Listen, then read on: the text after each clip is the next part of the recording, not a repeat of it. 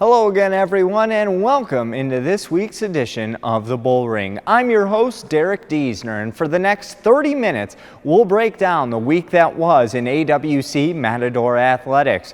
During tonight's show, we'll meet with head football coach Tom Minnick, head women's and men's soccer coach Kenny Dale, as well as head volleyball coach Jason Smith. But up next on the Bullring, it's time to talk Matador football, so stay tuned. Tom Minnick is up next right here on the Bullring. Welcome back into the Bullring, everyone. Derek Diesner back with you, and it's now time to talk AWC Matador football. And with that, we welcome in head coach Tom Minnick. Coach, how are you? Good, and you? Good. Felt a little weird this past Saturday, staying at home and not having a football game, but a nice off week for your team following all that news from last week. Yeah, it was nice to have the week off and just sit in front of the TV and watch some of our former players play. And, watch Thursday night, watch Nate Willis play for Kentucky and, Damian play for Oklahoma, Damian and Deontay. So it was a good week. Yeah, that was a big game, that Oklahoma game, and got a little delayed due to the weather. Yes, it did. Now, this past week, no game. Did you have your team in at all for any organized activities? The weights. They lifted weights on, Monday through Thursday and got some lifting in, some running in, and that's basically all we did this week. What was the general body language like of the players that came in to do the weightlifting? They're disappointed. I would be too, and I am. But it's just it's got to deal with it. It's not like they go off the some of these guys go off to war and they come back without limbs and stuff like that. I mean, that's to be upset about. And, right. These guys. I mean, it's a couple forfeits. I mean, get over it. Your life's still going on, and you're gonna have some adversity throughout life, and you got to deal with it. And just pick up the pieces and go from there. So. When it's all said and done, once they're on the field on Saturday, I'm sure all that stuff will be forgot. Now, a week, I'm sure, filled with revenge on everyone's mind this week as they hit the practice field. What needs to happen this week when you travel up to Snow to get a victory? We got to play a little bit better, play a little bit more physical than we did. Defensively, we made some mistakes. Defensively, we got to correct. And then offensively, we got to block their twist. I mean, they twisted on us a lot, and we thought we worked on it enough, but I guess we didn't. And, them having 8 sacks against us, we'll have a couple new wrinkles for them. So, I feel good about the game plan. I felt good about the last one. I just didn't execute it. Right. You put these guys on the field, but they got to execute the game plan, and unfortunately they didn't. And Snow walked away with the victory last week. And coming off a bye week and a loss before that, is it kind of work in your advantage knowing that you're playing Snow again, knowing that you just saw them and you kind of know what they're going to throw at you? Oh, I mean, we knew what they were going to do. They haven't changed in 4 or 5 years, so we knew what they were going to do. It's just what gets you about the Snow game is the trip. Our kids aren't used to making that trip all the time, so we just got to make sure we're going to try something different and then leave it on Friday morning. I don't know if that's going to help us or not, especially with Halloween being on Thursday night. So we'll see how many kids get to bed on time then too. So. We'll just try something different and see what happens. Now, with a lengthy trip like this, do you break up the drive and kind of give your players some time to get off the bus and walk around? What types of things do you all incorporate? Well, yeah, with eating and with practice, we're gonna have a practice. We're trying to set up a practice at UNLV this time around. And, like I said, the trip's a little bit different than the trip from a week ago. So. Just trying something different, and get the kids excited about going, practice a new facility at UNLV, and UNLV's looking at a couple of our kids, so they get a chance to be out there to practice and watch. So, you got to try to break it up with stopping to eat and stopping every couple of hours just to stretch your legs and stuff like that, because it is a long trip. And with this trip leaving on a Friday, you're not getting into 9 or 10 o'clock at night. So as soon as they get there, wind down, they got to go sleep. So we got to keep them up on the bus instead of having them fall asleep all the way up there and sleep all the way up there, and then they get up there and they can't go to bed. Right. So we got to do some things to keep them up. So we're going to try to make sure we're keeping them up on the bus trip on Friday. Now, some of the other things you might have to prepare for this game, the time change, it'll be an hour time difference, and also weather. Now, looking at the current weather conditions, it looks like it'll be pretty much very similar to what we had just a couple weeks ago. But how do you kind of prep for that and prepare your team? Is there a way? We didn't worry about that last time we went up. So if there's not a big change, I looked at the weather too, and it's not going to be a big change. So which is good for us. But you just never know. Right. With it being up in the mountains and stuff like that, what type of weather you're going to get. But it looks good for now. Okay.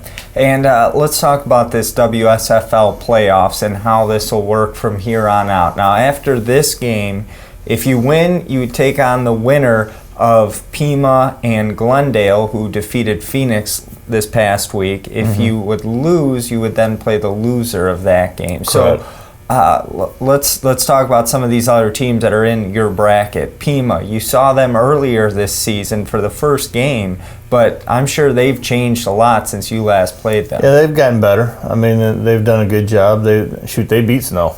So this conference has gotten better and better and better. Teams have stepped up their play, and we can't be taking a step backwards. We got to make sure we're staying on top.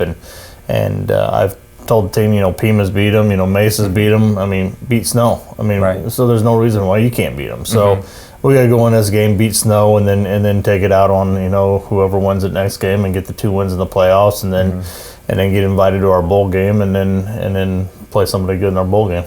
And what do you think about Glendale? A pretty impressive win this past weekend against Phoenix. You saw them earlier this season up at Glendale. What kind of challenges do they present? They're just like Snow. They're coached really well, and they play hard. With the talent they get, and the kids play tough, and it'll be a great game if Glendale comes here.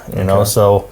There's no easy game in WSFL this year. Everybody's got to show up to play. If not, you're going to get beat, and that was just like what happened up at Snow. Right. If you don't show up, you're going to get beat.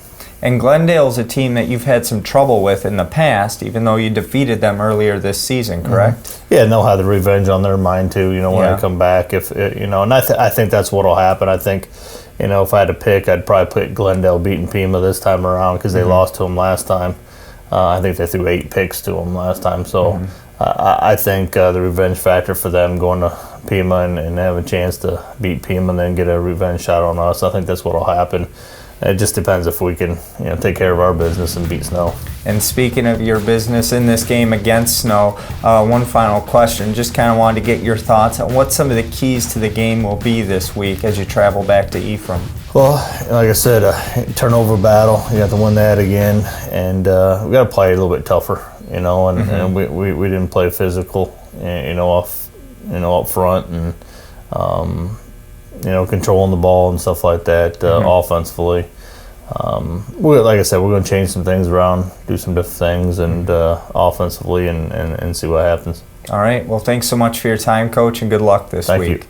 All right, that was head football coach Tom Minnick here on the Bullring. It's time for us to take a break, but when we come back, I'll be joined by head women's and men's soccer coach Kenny Dale, so don't touch that dial.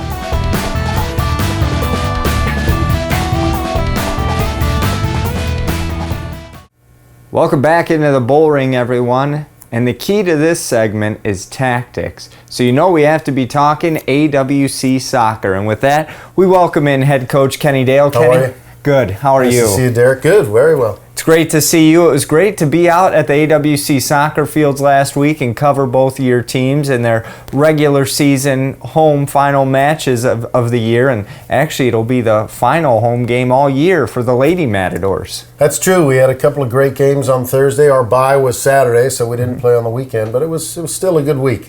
Let's start out talking about the Lady Matadors soccer team. A nice 3-1 win over Cochise. What did you think of your team's overall effort? I thought our effort was great, our ability to control the flow of the game. I think Cochise had a couple of players injured, so I think that really helped us. And we were fully staffed, so and I think the girls wanted leave a good impression because we have to travel for the playoffs.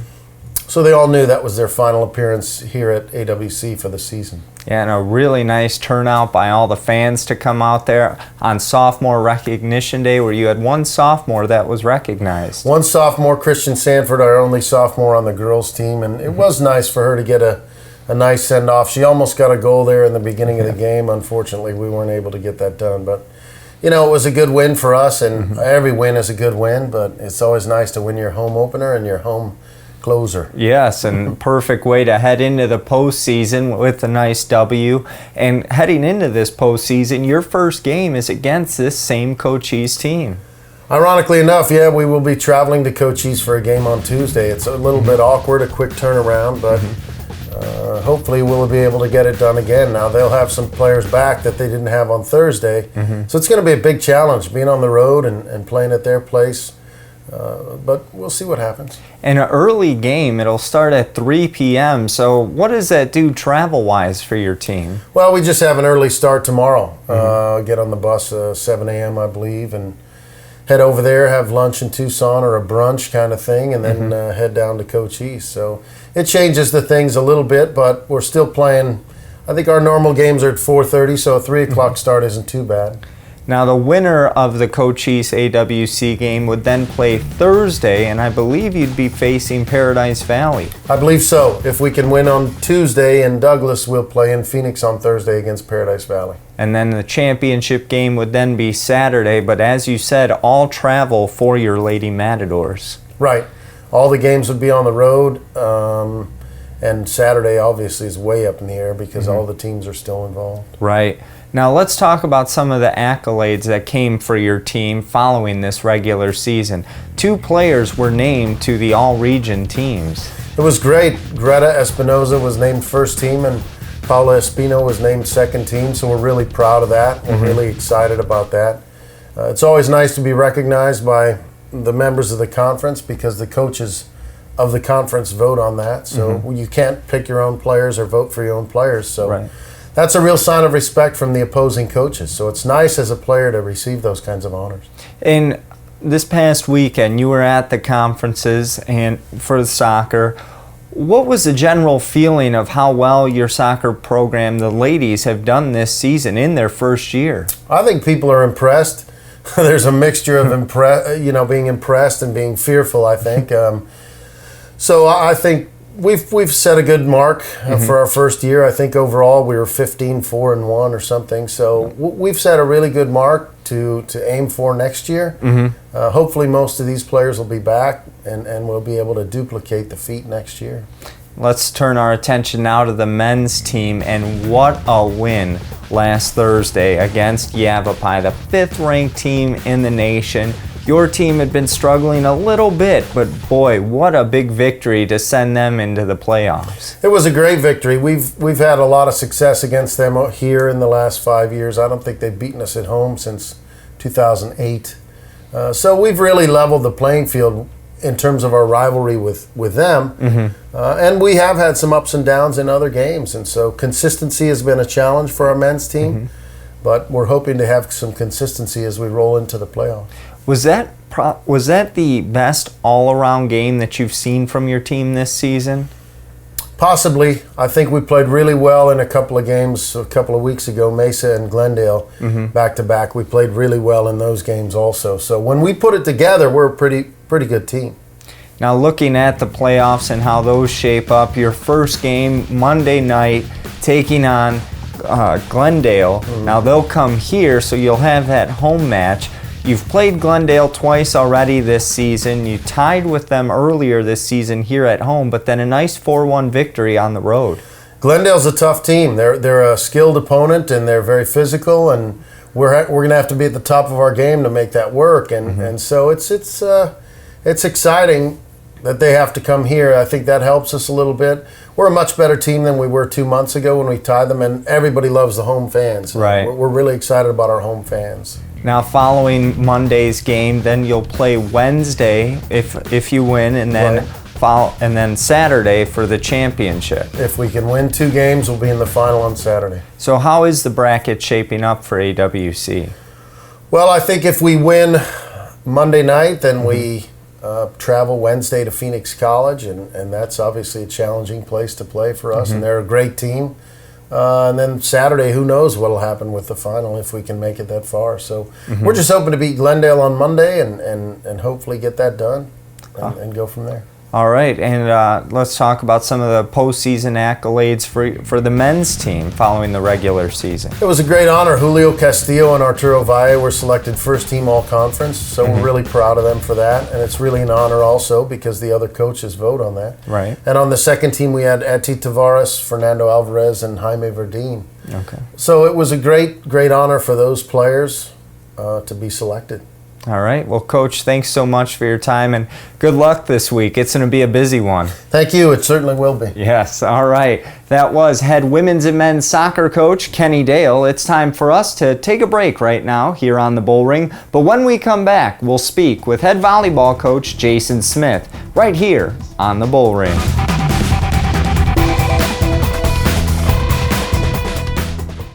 Welcome back into the Bullring, everyone. Derek Diesner coming to you from the house, and I am now joined by the ACCAC Conference Champion head coach Jason Smith. Jason, that's got to sound nice. It's got a good ring to it. Yes. I like it.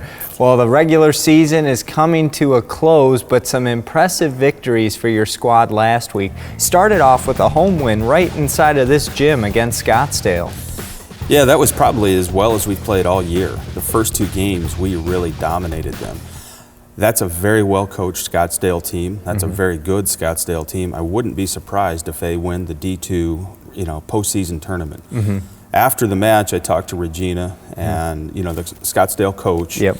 I told her that you guys are really good. The only way that they are going to have a difficulty is that they don't match up real well against Glendale. But I kept telling her how well I felt they had played, and she said, well, I didn't think we played real well in game one. And I said, well, we played about as well as we've played all year, so we might have had something to do with it, and she agreed. Yeah, that was an impressive showing for your team, and then they had off Thursday and then the long travel on Friday to take on Yavapai up in Prescott. Yeah.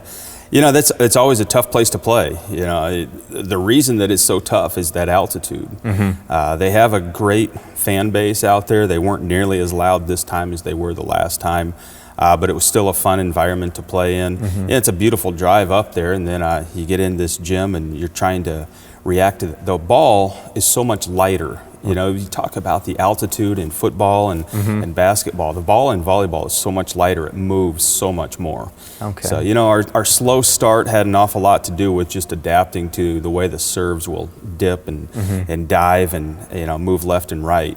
After we got, a little acclimated, we dominated the end of game one, all of game two, got a little sloppy in game three. But being able to get out of there in three is something I've never done. Yeah, and speaking of that, I mean, the past performances against Yavapai always seem to go five, and that's something we touched on last week in the show, but this time you get out in three, and as you just said, first time in your career. Yeah, we did a very good job of serving and passing. The real thing was that we held their outsides. I think they probably hit negative on the night. Their right side was very good, but the way we served against them and limited what they could do with her, she got a high percentage, but not very many total kills. Their middles were held in check, and our offense was able to run, fairly well. And one of the players that really paced your team last week was Abby Nolan, an impressive week for her. Yeah, she's playing all the way around. She's just a rock back there. Both of our outsides are anchors to the team. With them both talking about, being able to pass every rotation, but they're also hitting a lot of balls. Right. Abby's percentage is pretty high. Her total kills is pretty high. The other side of that is Amber has a extremely high kill percentage, but she makes a few errors. Okay. But Abby was the one that pushed us the most last week. Everybody played well. Gabby Diaz had her best week of the season. On Friday night, Kaylee Jensen gets into the game and hits 1,000. Every ball she touched was a kill. Wow. Amber had a good night.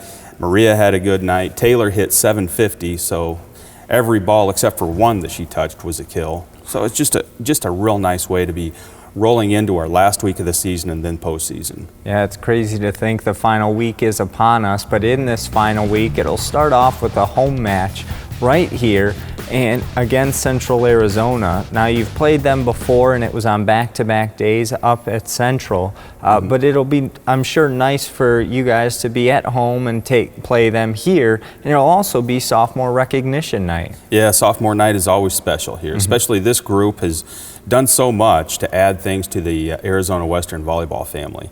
You know, I tell every team, what is it going to be that you're going to add to the Arizona Western volleyball family? Right. The team before, the sophomores last year, turned us into the family atmosphere again, where we're really taking care of everybody and everything like that. This group has really raised the standards. You know, we probably don't really know what they've added to our family until about December, when we've had a chance to really reflect on the entire season, but this group has just done such a phenomenal job on the court and in the classroom, because every kid is at about a 3.3 GPA or higher, and you know, it's just the standard of excellence that we want with everything we do. That is definitely some great news to hear. Now, following your match on Wednesday, it'll be one more match, a road one to wrap up the regular season at Phoenix. And I don't believe you have played the Lady Bears yet this season. Haven't played them. Got to see them play at Scottsdale. That's pretty dangerous because they didn't play very well at Scottsdale. They were still kind of figuring some things out. They've had some good wins as of late. We'll know an awful lot about Phoenix because they play Glendale on that Wednesday night before. They are probably middle of the pack for the D2 schools. Okay.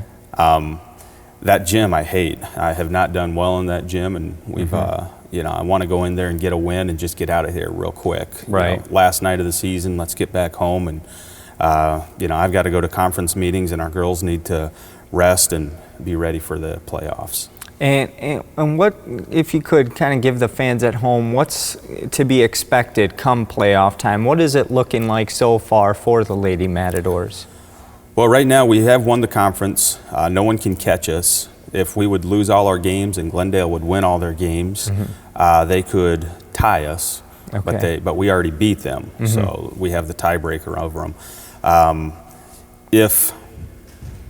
No matter what happens, if Central beats Yavapai on Friday night, they will be the number 2 seed coming in here. We have earned the right to be the number 1 seed in the region championship and to play that championship a week from Wednesday right here. And you know, some of my favorite memories are just winning region championships inside of this gym. Well, I'm sure it'll be a loud crowd when we have that game next Wednesday, but I'm sure it'll be a nice loud one this Wednesday on sophomore night. Absolutely. It's just been such a great environment to play in this whole year. Our crowd support has been outstanding, the students especially. And it's, you know, every now and again I get distracted, and that's pretty tough to get me distracted in a match, but you see those, you know, the guys and girls over there from the different teams, they're just having a good time. They are. I mean, it's not just people showing up because their coach told them to. They're really having fun, and that's just great to see. It really is, and I look forward to Wednesday night, as I'm sure you are as well. Yeah, Wednesday can't get here fast enough for me. All right. Well, Jason, thanks so much for your time, and we'll catch up with you next week. Thank you very much. All right. That was head volleyball coach Jason Smith. We'll be back with more right here on the Bullring.